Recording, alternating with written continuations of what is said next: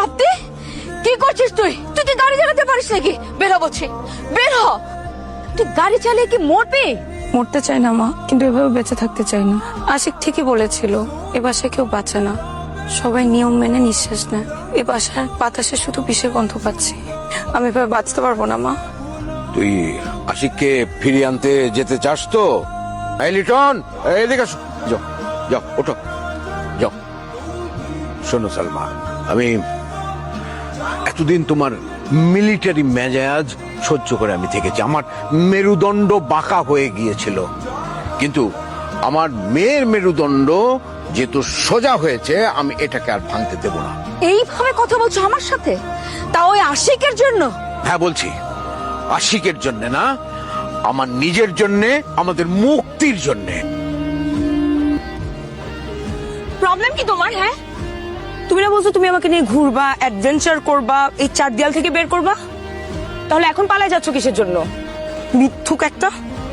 তুমি খাম্মার কথা শোনোনি? উনি আমাকে দেখতে চান না।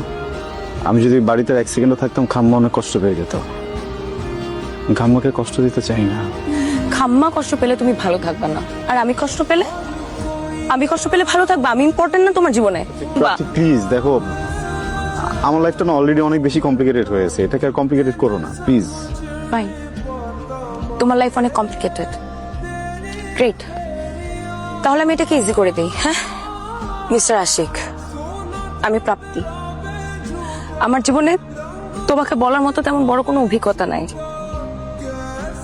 কিন্তু আমার একটা ভালো গুণ আছে।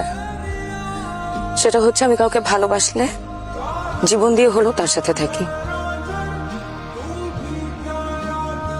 আমি তোমার অ্যাডভেঞ্চারের সঙ্গী হতে চাই, সেটা কি সম্ভব?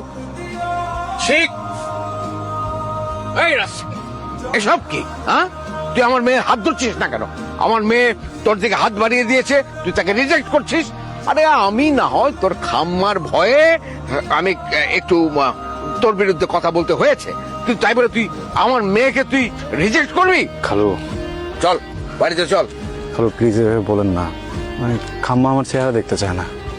হ্যাঁ, তোর খাম্মা তোকে দেখতে পারে না? সত্যি তো? কেন পারবে বল? তুই যখন জন্মেছিলি না, তখন প্রথম এই দুই হাতের উপরে তুই উঠেছিস। আমি তোকে প্রথম কোলে নিয়েছি, আমি তোকে নিজের হাতে মানুষ করেছি। আমার বিয়ের পর নিজের সংসার ফেলে আমি তোদের বাড়িতে গেছিলাম শুধু তোকে মানুষ করব বলে। কত সেলাই করে ডিজাইন বানিয়ে তোকে কাপড় পরে সাজাতাম, তুই জানিস? খাম্মাকে বলেছে সেটা শুনে বাড়ি ছেড়ে চলে যেতে। খাম্মা সরি, খাম্মা ভুল হয়ে গেছে, প্লিজ আমাকে মাফ করে দাও প্লিজ। সালমা এত করে ছেলেটা বলছে, দাও না, মাফ করে দাও তো। মাফ করে দিয়েছে। তাহলে এবার একটা বড় সড়ো করে বিয়ের আয়োজন করো। হ্যাঁ,